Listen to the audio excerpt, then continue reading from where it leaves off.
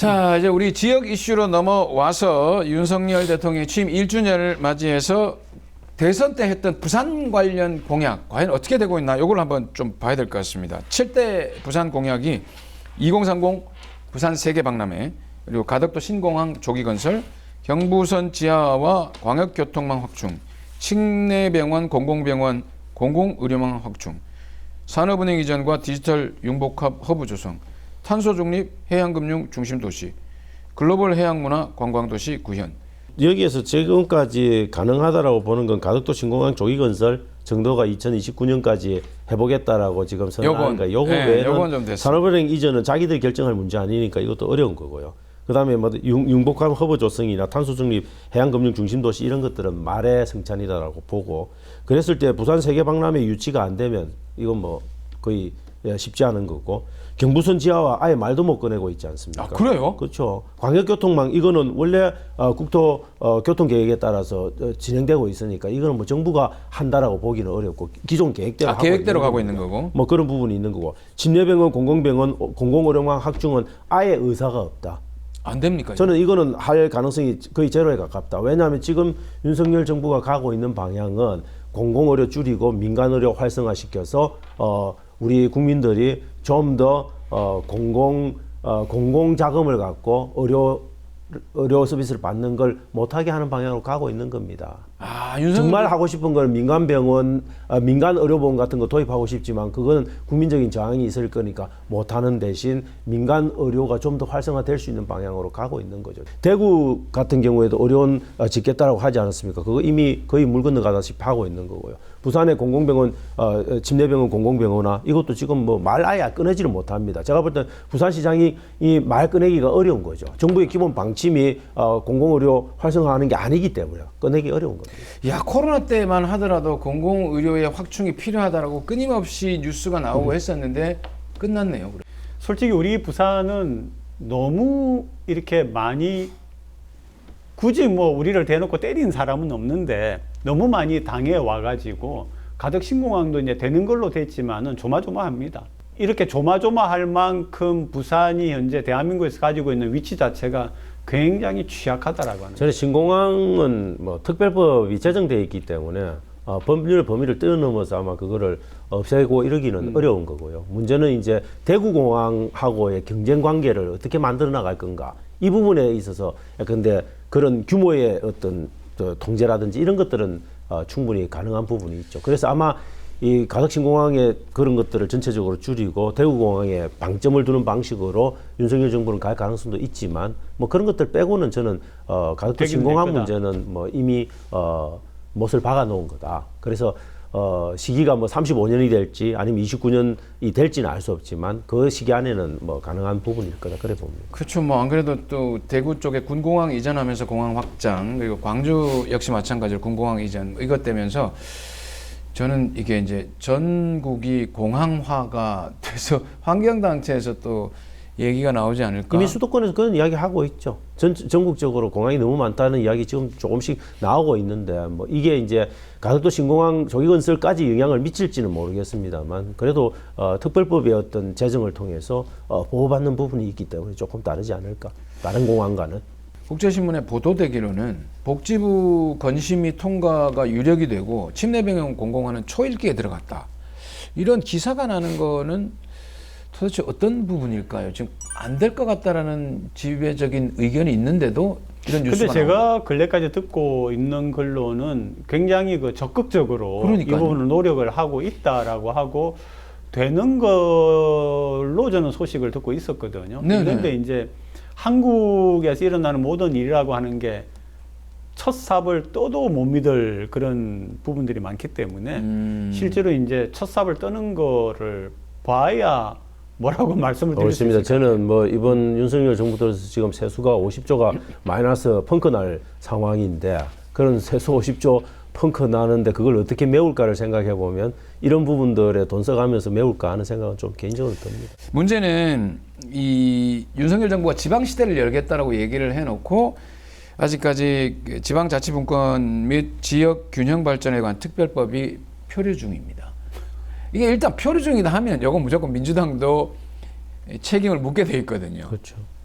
지역에 대해서 왜 다들 양거대 정당이 이렇게 관심이 없을까요? 지방시대를 혹시 뭐 서울 근처에 있는 서울 외 지역을 이야기하는 건가요? 아, 네, 그럴 수 있습니다. 그건 지방시대 안 들어가는 것 같은데요. 그렇죠. 이제 지방 축에도 못 끼는 거죠. 네. 그러니까 지방은 이제 서울 외에 경기도 뭐 쪽을 지방이요. 충청도 대전까지는 지방에 들어가는 것 같고요. 네. 그러니까 지방에 대한 정의를 다시 하고 있지 않나 싶습니다. 그러면 뭐 진정한 지방화 시대는 열리고 있다 봐야 되겠네요. 그 무슨 그런 역설적인 말씀을 하십니까? 뭐 이게 역설입니다. 저는 지방시대는 포장된 그냥 개념이다. 그리고 그 안에 실질적인 내용들은 사실은 찾기가 굉장히 어렵다. 저는 그래서 윤석열 대통령이 인수위 구성하면서 균형발전특위 같은 것들도 만들고 했던 그 초기의 초심은 다 잃었다.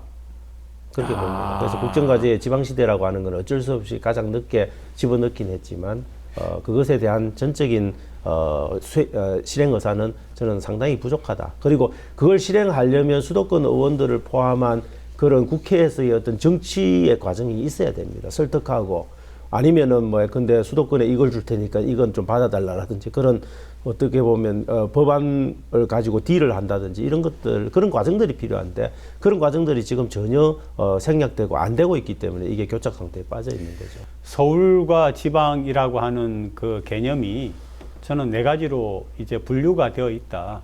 서울, 수도권, 지방, 변방 이렇게 생각을 합니다. 아, 우리 변방입니까?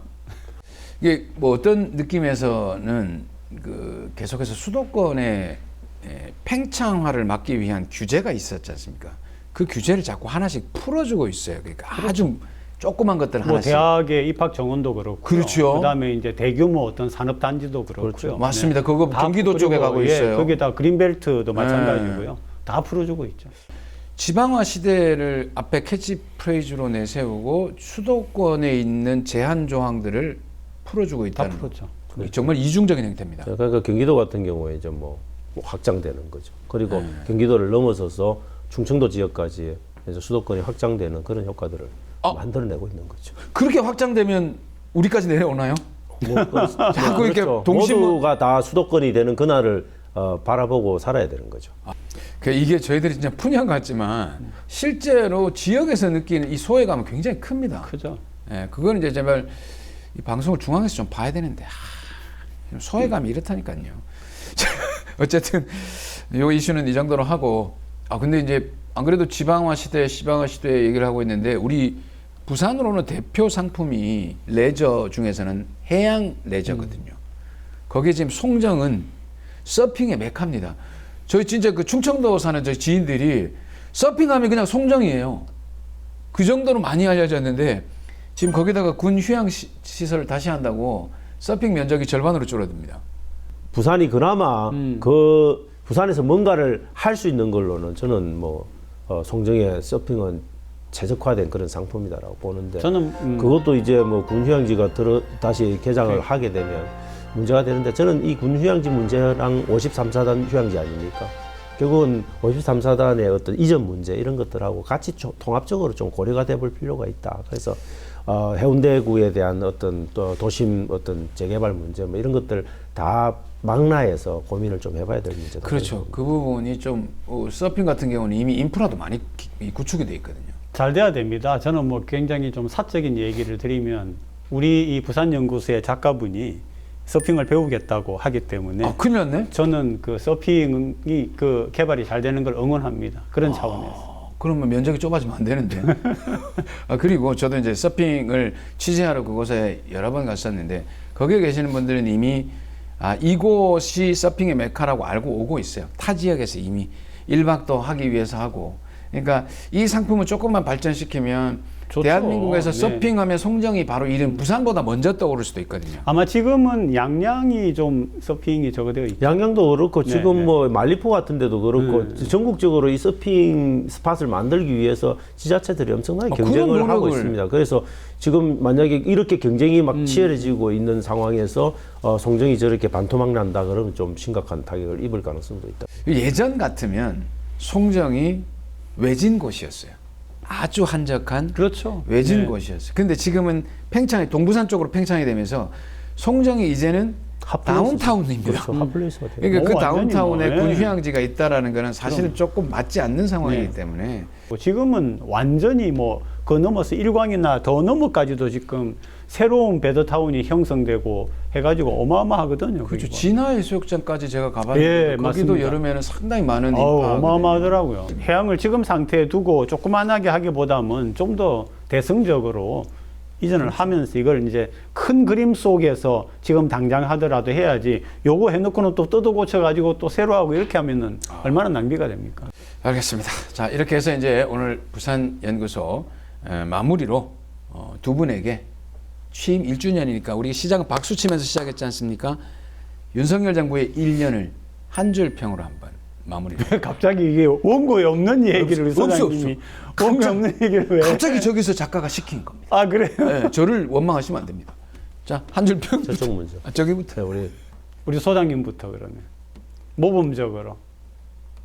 일관된 방향을 가고 계십니다. 네, 제가 이거 한마디 할게요. 그냥 답답하다. 답답하다. 네. 예, 좋은 말 해주셔야 됩니다. 저는 일관했습니다. 일관. 20%가 지났습니다. 좀 무섭습니다. 희망 섞인 메시지인 것 같은데요. 그래요? 이건 희망입니다. 다의적으로. 아니 다의적이지. 20%가 지났습니다 하고 눈을 이렇게 하셨잖아요. 눈을 희번득하게 떴어요. 이제 4년만 견디면 됩니다. 이 말씀을 듣겠습니다. 뭐 윤석열 정부의 1년 뭐 여러 가지 평가가 있을 겁니다. 또 그리고 국민의 30% 가량은 또 이제 잘하고 있는 정부다라고 얘기하는 부분도 있거든요. 그래서 그런 얘기도 충분히 국민의 이야기라고 듣고 있습니다만은 그 반대로 부정평가를 하고 있는 60% 이상의 국민은 국민이 아니라고 하는 그런 얘기는 안 했으면 좋겠습니다. 그래서 아니 그리고 이제 끄트무리해서 이 말씀 드리면 좀 죄송한데 잘하기를 바라는 거는 전체 국민의 마음 아니겠습니까? 당연하죠. 저는 지지하는 30% 속에도 진짜 잘해서 지지하는 것도 있겠지만은 계속 잘하기를 기대하는 마음이 그 안에 들어있다고 봅니다. 그러니까 조금 더 신중하게 조금 더 이런 표현이 죄송하지만은 좀 정신을 딱 가다듬어서 해주시기를 바라는 거죠. 그러면 약간 그 20% 지났습니다. 표정을 좀 바꿔가지고 20% 지났습니다. 네, 잘해주 있어. 자, 이렇게 해서 부산연구소 오늘 문을 한번 닫아보도록 하겠습니다. 여러분들이 시사를 좀 쉽게 접하고 싶다 이러면 부산연구소 채널 돌리지 마시고 끝까지 함께 하시면 됩니다. 네, 저희는 다음에 더욱더 재밌는 소식으로 만나 뵙도록 하겠습니다. 두 분 오늘 고맙습니다. 고맙습니다. 감사합니다.